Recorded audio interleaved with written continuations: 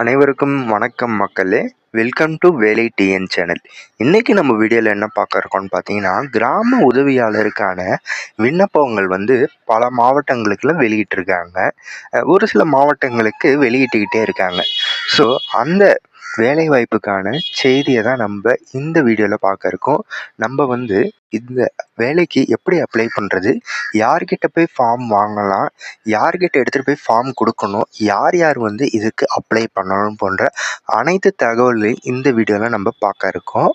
வாங்க வீடியோக்குள்ளே போகலாம். பாருங்கள் ஃப்ரெண்ட்ஸ், இது நான் இப்போ உதாரணத்துக்கு சேலம் மாவட்டத்துக்கான கிராம உதவியாளருக்கான விண்ணப்பத்தை தான் நான் இப்போ எடுத்திருக்கேன். இதுதான் விண்ணப்ப படிவம். இதை நம்ம ஃபில் பண்ணுறதுக்கு முன்னாடி இந்த விண்ணப்ப படிவத்தை எங்கே போயிட்டு நம்ம டவுன்லோட் பண்ணணுன்றதை ஃபஸ்ட்டு பார்ப்போம். விண்ணப்ப பதிவுகளை பொறுத்த வரைக்கும் பார்த்தீங்கன்னா, அந்தந்த மாவட்டத்தோட அஃபிஷியல் வெப்சைட்டான அவங்களோட ரெக்யூர்மெண்ட் பேஜில் கொடுத்துருப்பாங்க. இது ஒவ்வொரு மாவட்டத்துக்குமே இருக்குது. இப்போ உதாரணத்துக்கு நான் சேலம் மாவட்டம் எடுத்திருக்கேன். இதோட வெப்சைட் பார்த்தீங்கன்னா சேலம்.nic.in. இதுதான் இதற்கான வெப்சைடு. இதே மாதிரி பார்த்தீங்கன்னா, உங்கள் மாவட்டத்தோட பேரை மட்டும் மாற்றி போடுங்க. இப்போ உதாரணத்துக்கு இப்போ சென்னைனா சென்னை.nic.in போட்டிங்கன்னா அதில் ஓப்பன் ஆகும் பேஜ். அதில் ரெக்யூர்மெண்ட் பேஜ் போனீங்கன்னா உங்களுக்கு இந்த ஆப்ஷன்ஸ் வரும். ஸோ இப்போ ரெக்யூர்மெண்ட்டில் ஃபஸ்ட்டு எடுத்தோடனே போட்டிருக்கு பாருங்கள். இதில் என்ன போட்டிருக்குன்னு பாருங்கள். Village assistant for 2025 ரெக்யூர்மெண்ட்டுன்னு போட்டிருக்குங்களா. இதிலே விண்ணப்பங்கள் அழைக்கப்படுதுன்ட்டு போட்டிருக்கு சேலம் மாவட்டத்துக்கு. இது ஒவ்வொரு தாலுக்காவுக்கும் ஏற்ற மாதிரி அவங்களே பிரித்து நோட்டிஃபிகேஷன்ஸும் கொடுத்துருக்காங்க.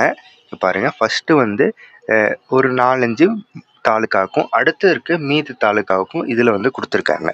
அப்படியே அதில் கீழே பார்த்தீங்கன்னா அப்ளிகேஷன் ஃபார்ம் டவுன்லோட் பண்ணுறதுக்கான லிங்க்கையும் இங்கேயே கொடுத்துருக்காங்க. அது மட்டும் இல்லாமல் கீழே என்னையிலேருந்து இந்த விண்ணப்பம் ஆரம்பிக்குதுன்றதையும் இதிலேயே தெளிவாக சொல்லிட்டாங்க. என்னைக்கு முடியுதுன்றதை பாருங்கள். அடுத்த மாதம் 7ஆம் தேதி முடியுது. ஓகேங்களா. அதற்கான டேட்டும் கொடுத்துருக்காங்க. ஸோ நீங்கள் உங்களுடைய மாவட்டத்துடைய ரெக்யூர்மெண்ட் பேஜுக்கு போயிட்டு பார்த்தீங்கன்னா உங்களுக்கு தெளிவாக சொல்லியிருப்பாங்க. ஸோ இதில் எப்படி அப்ளை பண்ணுறதுன்றதை பார்க்கலாம். அப்ளிகேஷன்ஸை பொறுத்த வரைக்கும் உங்களோட தாலுக்காவை ஃபஸ்ட்டு நீங்கள் உங்கள் மாவட்டத்தில் செலக்ட் பண்ணினோடனே உங்களுக்கு நோட்டிஃபிகேஷன் ஒன்று டவுன்லோட் ஆகும். ஓகேங்களா. இதில் பாருங்கள். இப்போ என்னைக்கு விண்ணப்பம் பண்ணணும், பூர்த்தி செய்யணும் அப்படின்னு முதற்கொண்டு போட்டிருக்காங்க. 9/7 விண்ணப்பம் ஸ்டார்ட் ஆகிருக்கு. என்னைக்குள்ளார கொடுக்கணும் அப்படின்னு பார்த்தீங்கன்னா 7/8 அடுத்த மாதம் 7ஆம் தேதிக்குள்ளார நீங்கள் கொடுத்து முடிச்சிடணும். நேர்முக தேர்வு என்னைக்கு நடைபெறுன்றதையும் போட்டிருக்காங்க. 6ஆம் தேதி 10ஆவது மாதம் நேர்முக தேர்வு நடைபெறும்னு போட்டிருக்கு.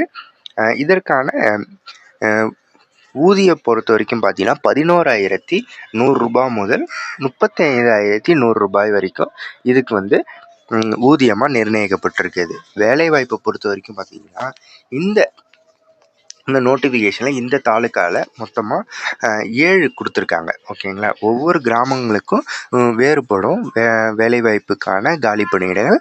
அதன் அடிப்படையில் பார்த்தீங்கன்னா இங்கே காலி பணியிடங்கள் 7 நிரப்பப்பட உள்ளது. அப்படியே கீழே பார்த்தீங்கன்னா காலி பணியிடங்கள் உள்ள கிராமங்களை தெளிவாக சொல்லியிருக்காங்க பாருங்கள். அந்தந்த கிராமத்துடைய எண்களையும் இதில் சொல்லியிருக்காங்க. அந்த வட்ட எண்களும் இதில் குறிப்பிட்டிருக்காங்க. மொத்தம் 7. அந்த கிராம எண்ணுக்கானது இதுவும் முக்கியம். அடுத்தது கிராமம், நீங்கள் எந்த கிராமத்துக்கு அப்ளை பண்ண போகிறீங்கன்றத இந்த கிராமத்தோட பெயர், இது 3த்தையும் ஃபஸ்ட்டு பார்த்து வச்சுக்கோங்க. நம்ம கிராமங்களில் எதுக்கு அப்ளை பண்ண போகிறோம், எந்த மாவட்டத்தில் காலி பண்ணிடுறதுன்னு பார்த்ததுக்கப்புறம் இதற்கு கீழே இருக்கிறது தான் ஒரு முக்கியமானது. எல்லாருமே எல்லா மாவட்டத்துக்கும் எல்லா கிராமங்களுக்கும் அப்ளை பண்ணிட முடியுமா அப்படின்னு கேட்டிங்கன்னா அது முடியாத ஒன்று தான். ஏன்னா இதில் முன்னுரிமை கொடுத்துருக்காங்க. அது மட்டும் இல்லாமல் வகுப்பினரை பிரிச்சிருக்காங்க. யார் யார் அப்ளை பண்ணணுன்றது முதற்கொண்டு இதில் கொடுத்துருக்காங்க. ஸோ உங்களுக்கு தகுதியான விண்ணப்பம் எந்த கிராமத்துக்கு இருக்கோ அந்த கிராமத்துக்கு மட்டும் நீங்கள் அப்ளை பண்ணுங்கள். ஸோ அப்படி பண்ணிங்கன்னா மட்டும்தான் உங்களுக்கு வேலைவாய்ப்பு கிடைக்கக்கூடிய வாய்ப்பு இருக்குது. ஸோ எல்லாரும் எல்லாத்துக்கும் பண்ணலாம்னு நினச்சிட்டு இந்த தப்பை யாரும் பண்ணிடாதீங்க. இதிலேயே பாருங்கள் கொடுத்துருப்பாங்க. முதல் வட்ட எண், அதாவது உங்கள் கிராமத்தோட எண்ணை கொடுத்துருப்பாங்க. அந்த கிராமத்தோட எண்ணிலே பாருங்கள் 1 கொடுத்துருக்காங்க. இன சுழற்சி 25. ஓகேங்களா? அந்த அந்த கிராமத்துக்கு யார் அப்ளை பண்ணணும்னு பார்த்தீங்கன்னா, ஜென்ரல் கேட்டகரி அதாவது பொது பிரிவினர்கள் இதுக்கு அப்ளை பண்ணலாம். ஸோ முன்னுரிமை எதா இருக்கான்னு பார்த்தீங்கன்னா, எதுவும் இதில் முன்னுரிமை கிடையாது. ஓகேங்களா? ஆண், பெண் அப்ளை பண்ணலாமா பாருங்கள், பொது. ஸோ 2 பேருமே இதுக்கு அப்ளை பண்ணலாம். ஆனால் இங்கே வந்து ஒரு குறிப்பு கொடுத்துருக்காங்க பாருங்கள், மாற்றுத்திறனாளி பார்வை குறையுடையவர்கள் இதுக்கு அப்ளை பண்ணலான்ட்டு. ஸோ இதுதான் முக்கியம். ஸோ எல்லாருமே வந்து இந்த ஜென்ரல் பிரிவில் அப்ளை பண்ணுற முடியாது. டிசேபிள் பர்சன் மட்டும்தான் இந்த கிராமத்துக்கு அப்ளை பண்ண முடியும். ஏன்னா இந்த வேக்கன்சிஸ் வந்து அவங்களுக்கு தான் வந்து அலாட்டும் பண்ணியிருக்காங்க. ஓகேங்களா? இது மாதிரி தான் ஒவ்வொரு கிராமத்துக்கும் நீங்கள் வந்து பார்த்து தென்னந்தெளிவு அப்ளை பண்ணுற மாதிரி இருக்கும். இப்போ அடுத்தது கீழே இருக்க மாவட்டத்தை பார்ப்போம். இந்த தாலுக்கா விட்டுறலாம், அடுத்த தாலுக்காவுக்கு போகும். மொத்தம் 3 கிராமத்தில் காலி பணியிடங்கள் இருக்குது. ஸோ இதில் பாருங்கள், இனசுழற்சி 1 ஃபஸ்ட்டு எடுத்தோடனே பிசி பிரிவினர் வந்து இதுக்கு அப்ளை பண்ணலாம்னு சொல்லியிருக்காங்க. எந்த முன்னுரிமையும் கிடையாது. ஆண் பெண் இருவருமே அப்ளை பண்ணலாம். இதில் வந்து எந்த ஒரு குறிப்பு இதுவும் கொடுத்துல. ஸோ இதுக்கு வந்து யார் வேணாலும் அப்ளை பண்ணலாம். ஓகேங்களா? அடுத்தது அப்படியே கீழே பாருங்கள், மொத்த பாருங்கள், வட்ட எண் வந்து 2. இனசுழற்சியை பொறுத்த வரைக்கும் 15 பிற்படுத்தப்பட்டோர் முஸ்லீம் பிசிஎம்க்கு அலாட் ஆகிருக்கு. முன்னுரிமை உண்டு, ப்ரியாரிட்டியில் இருக்குது. அதாவது ஆண் பெண் இருவரும் கலந்துக்கலாம். இதில் என்ன அந்த முன்னுரிமைன்றதை இதில் பாருங்கள். போரில் உயிரிழந்த அல்லது ஊனமுற்ற குடும்பத்தினர். ஓகேங்களா? இதில் தெளிவாக சொல்லியிருக்காங்க. ஸோ இவங்க மட்டும்தான் இந்த கிராமத்தில் இருக்கக்கூடிய போஸ்டிங்க்கு அப்ளை பண்ண முடியும். ஸோ இவ்வாறு பார்த்தீங்கன்னா ஒவ்வொரு கிராமத்துக்கும் ஒவ்வொரு போஸ்டிங்க்கும் அலாட்மெண்ட் இருக்கும். இப்போ இதில் பாருங்கள், எஸ்சி பிரிவினர் யார் வேணாலும் அப்ளை பண்ணலாம். ஆண் பெண் இருவருக்கும் இதுக்கு எந்த ஒரு நிகாட்டபிளும் கிடையாது. எல்லாருமே அப்ளை பண்ணிக்கலாம், எஸ்டி பிரிவினரை மட்டும். ஸோ ஒவ்வொரு கிராமத்துக்கும் பார்த்தீங்கன்னா இப்படி தான் இருக்குது. இவங்க தான் அப்ளை பண்ணணும் அப்படின்ட்டு ஒவ்வொன்றுத்துக்கும் இவங்க ரிசர்வேஷன் பண்ணியிருக்காங்க. ஸோ அதன் அடிப்படையில் பார்த்து உங்களுக்கு எது கரெக்டாக இருக்கோ அதை மட்டும் சூஸ் பண்ணி அப்ளை பண்ணுங்கள். ஸோ அப்போ தான் வேலைவாய்ப்பு உங்களுக்கு கிடைக்கும். ஸோ எல்லாத்துக்கும் அப்ளை பண்ணணும் அப்படின்ட்டு நீங்கள் அப்ளை பண்ணிங்கன்னா உங்களுக்கு கிடைக்காது. அந்தந்த கிராமத்துக்கு எந்த ரிசர்வேஷன் கோட்டாவில் இருக்கோ அவங்களுக்கு மட்டும்தான் வேலைவாய்ப்பு கிடைக்கும். ஓகேங்களா? இப்போ வந்து இதை வந்து பார்த்துட்டோம். அடுத்தது அப்ளிகேஷன் ஃபார்ம் எப்படி ஃபில் பண்ணுறதுன்றதை பார்க்கலாம். ஸோ இப்போ பாருங்கள் ஃப்ரெண்ட்ஸ், அப்ளிகேஷனை நான் காட்டுறேன். இந்த அப்ளிகேஷனில் வந்து எப்படி அப்ளை பண்ணணும் அப்படின்னு பார்த்தீங்கன்னா, ஃபஸ்ட்டு உங்கள் தாலுக்கா, நான் சொன்னேன்ல, நமக்கு ஒவ்வொரு 4-5 தாலுக்காவுக்கு ஏற்ற மாதிரி ஒரு நோட்டிஃபிகேஷன்ஸ் கொடுத்துருப்பாங்க. ஸோ நீங்கள் வந்து எந்த தாலுக்காவை செலக்ட் பண்ணுறீங்களோ அந்த தாலுக்காவை இதில் வந்து ஃபஸ்ட்டு குறிப்பிடணும். ஓகேங்களா? அடுத்தது விண்ணப்பதாரருடைய புகைப்படத்தை இங்கே ஒட்டிட்டு இந்த இடத்துல உங்கள் சைன், அதாவது கீழே ஆரம்பித்து உங்கள் ஃபோட்டோ வரைக்கும் முடிகிற மாதிரி ஒரு சிக்னேச்சர் நீங்கள் இதில் போடணும். அடுத்தது விண்ணப்பதாரரோட விவரங்களை வந்து இங்கே பூர்த்தி செய்யணும். அது உதாரணத்துக்கு உங்களுடைய பெயரை வந்து ஆங்கிலத்தில் இங்கே பொறிக்கணும். ஓகேங்களா? ஆங்கிலத்தை பொறித்த உடனே இங்கே வந்து தமிழில் பொறிக்கணும் உங்களுடைய பெயரை. அடுத்தது விண்ணப்பதாரர் வந்து திருமணமான பெண்ணாக இருந்தீங்கன்னா உங்களுடைய கணவர் பெயர், மற்றவர்களாக இருந்தீங்கன்னா உங்களோட தந்தை பெயர்களை இங்கே குறிப்பிடுற மாதிரி இருக்கும். அடுத்தது உங்களை தொடர்பு கொள்ள வேண்டிய முகவரியை இங்கே தெளிவாக எழுதணும். அட்ரஸ், கம்யூனிகேட்டிங் அட்ரஸ், உங்களோட கம்யூனிகேட்டிங் அட்ரஸை இங்கே தெளிவாக எழுதுங்க முழுமையாக. அடுத்தது விண்ணப்பதாரருடைய அஞ்சல் எண், அதாவது பின்கோடை வந்து இங்கே போடணும். ஓகேங்களா? அடுத்தது விண்ணப்பதாரருடைய ஆணா பெண்ணான்ற உங்களுடைய இதுவை நீங்கள் இதில் போடணும். ஓகேங்களா? அடுத்தது பாருங்கள், அடுத்தது தேசியம் அனைவருக்கும் வந்து நமக்கு இந்தியன் தான் வரும். அடுத்தது உங்களோட மதம் ஹிந்துவா முஸ்லீமா கிறிஸ்டியனான்றதை இங்கே குறிப்பிட்ருங்க.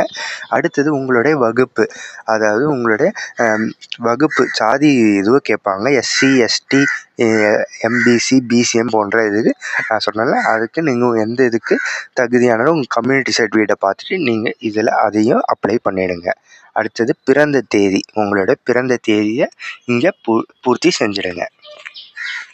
ஓகே, பூர்த்தி செஞ்ச பிறகு இப்போ வந்து சொந்த மாவட்டம் மற்றும் வட்டம் மற்றும் கிராம விவரங்கள். ஓகேங்களா? இதுவும் கொஞ்சம் முக்கியமான இடம் தான்.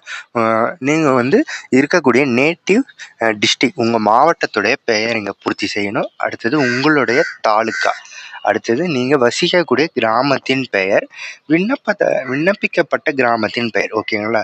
இது வந்து நீங்கள் இருக்கக்கூடிய நேட்டிவ் பிளேசஸ். இது நீங்கள் இந்த இடத்துல என்ன போட போகிறீங்கன்னா, எங்கே வந்து அப்ளை பண்ண போகிறீங்களோ அந்த கிராமத்தோடைய பெயரை இந்த இடத்துல போடணும். ஓகேங்களா? அடுத்தது வந்து ஒரு சில பேருக்கு டவுட்ஸ் இருக்கும். ஒரு மாவட்டத்துக்குள்ள ஒரு கிராமத்தை தான் நான் அப்ளை பண்ணணுமா அப்படின்னு கேட்பீங்க. அப்படிலாம் இல்லை. நீங்கள் வந்து உங்களுக்கு எத்தனை போஸ்டிங்ஸ் வந்து உங்களுக்கு எலிஜிபிள் இருக்கோ அந்தந்த கிராமத்துக்கு நீங்கள் அப்ளை பண்ணிக்கலாம். ஓகேவா? அடுத்தது தொடர்பு கொள்ள, அதாவது காண்டாக்ட் டீட்டெயில்ஸ், விண்ணப்பதாரருடைய ஆதார் எண்ணை வந்து இந்த இடத்துல பொறிக்கணும். அடுத்தது ரேஷன் அட்டை, அதாவது குடும்ப தலைவராக இருந்தீங்கன்னா உங்கள் ரேஷன் அட்டையை போடுங்க. அப்படி இல்லைன்னா உங்களுடைய தந்தை பெயர் கொண்ட அந்த ரேஷன் அட்டையை நீங்கள் இதில் வந்து அந்த எண்ணை வந்து இதில் குறிப்பிடணும். அடுத்தது உங்களை வந்து தொடர்பு கொள்ள வேண்டிய கைபேசி எண். அடுத்தது மின்னல் அஞ்சல், அதாவது இமெயில் ஐடியை இங்கே பொறிக்கணும். ஓகேங்களா? அதுக்கு அடுத்தது பார்த்தீங்கன்னா உங்களோட கல்வி தகுதிகளை என்னென்ன அப்படின்றத இங்கே தெளிவாக போடணும். அடுத்தது டெக்னிக்கல் குவாலிஃபிகேஷன், அதாவது தட்டச்சு, கணினி போன்ற ஏதாவது எக்ஸ்ட்ரா டெக்னிக்கல் இருந்துச்சுன்னா நீங்கள் அந்த சான்றிதழை வச்சுருந்தீங்கன்னா அதற்கான குவாலிஃபிகேஷனு நீங்கள் இங்கே போடலாம். அடுத்தது மிதிவண்டி, பைசைக்கிள், அதாவது சைக்கிள் ஓட்ட தெரியுமான்னு கேட்குறாங்க. அது தெரியும்னா ஓகே போடுங்க. அடுத்தது இருசக்கர வாகனம் ஓட்ட தெரியுமான்னு கேட்டிருக்காங்க. அது இருந்துச்சுன்னா ஓகே போட்டுருங்க. அடுத்தது டிரைவிங் லைசன்ஸ் நம்பர். ஓகேங்களா? நம்மளோட டிரைவிங் லைசன்ஸ் மேலே டிஎன்னு ஸ்டார்ட் ஆகி ஒரு குறிப்பிட்ட எண் போட்டிருப்பாங்க. அந்த நம்பரை வந்து இங்கே போடணும். நம்ம டிரைவிங் லைசன்ஸோட வேலிட் டேட் என்னைய வரைக்கும் இதற்கு வேலிட் இருக்கும், அந்த டேட்டை வந்து இங்கே குறிக்கணும். ஓகேங்களா?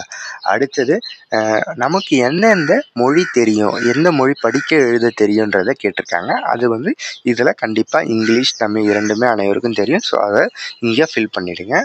அடுத்தது ஏதாவது உங்கள் மேலே கிரிமினல் கேசஸ் இருக்கான்னு கேட்டிருக்காங்க. இருக்கும் பட்சத்தில் ஆமல் கூட, இல்லாத பட்சத்தில் இல்லைன்னு இதில் போட்டுருங்க. ஓகேவா ஃப்ரெண்ட்ஸ்? அடுத்தது வந்து டாக்குமெண்ட்ஸ் என்னென்ன நம்ம இதோட அட்டாச் பண்ணி வைக்கணும் அப்படின்ட்டு சொல்லியிருக்காங்க. இதில் பாருங்கள், ஃபஸ்ட்டு வந்து ஆதார் கார்டு இருக்குன்னா இருக்குது, எஸ் கொடுத்துட்டு அது ஒரு ஜெராக்ஸு. அடுத்து ration card, native certificate, education qualification, நீங்கள் 10th 12th கடைசியாக முடித்த டிசியும் அதோட மார்க் லிஸ்ட்டும் வச்சுருங்க. அடுத்தது ஓட்டுநர் உரிமம் இருந்துச்சுன்னா அதையும் வைங்க. அடுத்தது கம்யூனிட்டி சர்டிஃபிகேட், அதாவது சாதி சான்றிதழ். அடுத்தது எக்ஸ் சர்வீஸ் மேனாக இருந்தீங்கன்னா உங்களுக்கு முன்னாள் இராணுவத்தில் அனுபவம் இருந்துச்சுன்னா அதற்கான அனுபவ சான்றிதழ்.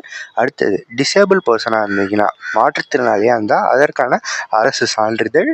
அடுத்தது பாருங்கள், பிஎஸ்டிஎம், அதாவது தமிழ் வழி கல்வி முடிச்சிருந்தீங்கன்னா அதற்கான சான்றிதழ். இதுவே நீங்கள் ஆதரவற்ற விதவையாக இருந்தீங்கன்னா அந்த டிஸ்டிங் விடோ சர்டிஃபிகேட்டு ஆர்டிஓலையும் இல்லைன்னா கலெக்டரேட்டில் கொடுப்பாங்க, அந்த சர்டிஃபிகேட். வேறு ஏதாவது உங்களுக்கு படிப்போ இல்லை டெக்னிக்கல் குவாலிஃபிகேஷன்ஸ் எதாக இருந்தால் மற்ற சான்றிதழ்களையும் இதோட சேர்த்து வைக்கலாம். அடுத்தது நீங்கள் என்னைக்கு அப்ளை பண்ணி போஸ்ட் பண்ணுறீங்களோ அன்னைய டேட்டை இங்கே கீழே குறிப்பிடணும். இது கீழே கொடுத்துருக்காங்க பாருங்கள். இதில் கொடுத்துருக்க நம்ம தகவல் அனைத்துமே உண்மையானது, எதுவும் தவறு இல்லை அப்படின்ட்டு இதில் வந்து கேட்டிருக்காங்க. இதை நம்ம உறுதி அளித்து நம்மளோட கையொப்பம் கீழே இடணும். இது கூடயே டேட்டும் போடணும். ஓகே ஃப்ரெண்ட்ஸ், இப்போ இந்த அப்ளை பண்ணி எல்லாத்தையும் எழுதி முடிச்சாச்சு. இதை எங்கே போய் கொடுக்கணும் அப்படின்ற சந்தேகங்கள் இருக்கும். இதை எங்கே எடுத்துகிட்டு போய் கொடுக்கணும்னு பார்த்தீங்கன்னா, நீங்கள் அப்ளை பண்ணக்கூடிய கிராமத்தோட பிடிஓ ஆஃபீஸர், அதாவது உங்களோட யூனியன் ஆஃபீஸில் உங்களுக்கு தாலுக்காவுக்கான பிடிஓ ஆஃபீஸர் இருப்பார், பிளாக் டெவலப்மெண்ட் ஆஃபீஸர். அவர்கிட்ட தான் போய்ட்டு இந்த விண்ணப்பத்தை நீங்கள் வந்து சமர்ப்பிக்க மாதிரி இருக்கும். ஓகேங்களா? உதாரணத்துக்கு இப்போ சேலம் மாவட்டத்தை எடுத்துக்கிட்டோன்னா நாம் வந்து ஃபஸ்ட்டு ஒரு தாலுக்காவை செலக்ட் பண்ணியிருப்போம். அந்த தாலுக்காவுக்கு நம்ம விண்ணப்பிக்கிறோம் எல்லா எலிஜிபிலிட்டியும் பார்த்துட்டு. ஸோ இந்த அப்ளிகேஷனை அங்கே இருக்கக்கூடிய யூனியன் ஆஃபீஸில் பிளாக் டெவலப்மெண்ட் ஆஃபீஸர் ஒருத்தர் இருப்பார், பிடிஓ ஆஃபீஸர். அவர்கிட்ட தான் போயிட்டு இந்த ஃபார்மை எடுத்துகிட்டு போய் கொடுக்குற மாதிரி இருக்கும். இதை வந்து அடுத்த மாதம் 7ஆம் தேதிக்குள்ளார கொடுத்துருங்க. ஸோ 2 நாட்களுக்கு முன்னாடியே கொடுங்க. கடைசி நாள் எடுத்துகிட்டு போய் கொடுக்குற வரைக்கும் பார்க்காதீங்க. இதை கொடுத்து முடித்த உடனே நமக்கு ரிட்டன் டெஸ்ட் ஃபஸ்ட் நடக்கும். ரிட்டன் டெஸ்ட் முடிஞ்ச உடனே இன்டர்வியூ வைப்பாங்க. இதுவும் முடிஞ்சதுக்கப்புறம் நமக்கு போஸ்டிங் அலாட் பண்ணிவிடுவாங்க. இவ்வளோதான் ஃப்ரெண்ட்ஸ். இதில் ஒன்றே ஒன்று முக்கியமாக நம்ம பார்க்க வேண்டியது எலிஜிபிலிட்டி தான். அவர்களுக்கு என்னென்ன எலிஜிபிலிட்டி இருக்கோ அந்த கிராமத்துக்கு மட்டும் அப்ளை பண்ண பாருங்கள். ஸோ அப்போ தான் வந்து நமக்கு ஈஸியாக கிடைக்கும். இல்லைனா நம்மள குவாலிஃபிகேஷன் இல்லாத பட்சத்தில் ஷார்ட் லிஸ்ட் பண்ணிவிட்டு போயிடுவாங்க. அடுத்தது இந்த டாக்குமெண்ட்ஸ் வைக்கும்போது எல்லா டாக்குமெண்ட்லையுமே செல்ஃப் அட்டஸ்டட் பண்ணியிருக்கணும். ஓகேங்களா? நம்ம கையொப்பத்தை அதில் இட்டிருக்கணும். ஓகேங்களா? இது அனைத்துமே நகல்கள் மட்டும்தான் வைப்போம். நம்மள இன்டர்வியூ அப்போ தான் நமக்கு சான்றிதழ்களை சரிபார்ப்பாங்க. அப்போ தான் வந்து ஒரிஜினல் டாக்குமெண்ட்ஸ் எடுத்துகிட்டு போகிற மாதிரி இருக்கும். ஓகேவா ஃப்ரெண்ட்ஸ்? இதில் ஏதாவது டவுட்ஸ் இருந்தால் கமெண்ட் செக்ஷனில் சொல்லுங்கள். வேறு ஏதாவது சந்தேகங்கள் இருந்தாலும் சொல்லுங்கள். நாம் அதில் பார்த்துட்டு அடுத்த வீடியோவில் இதற்கான விளக்கமான ஒரு வீடியோவையும் நம்ம இதுக்கு போஸ்ட் பண்ணலாம். நன்றி, வணக்கம்.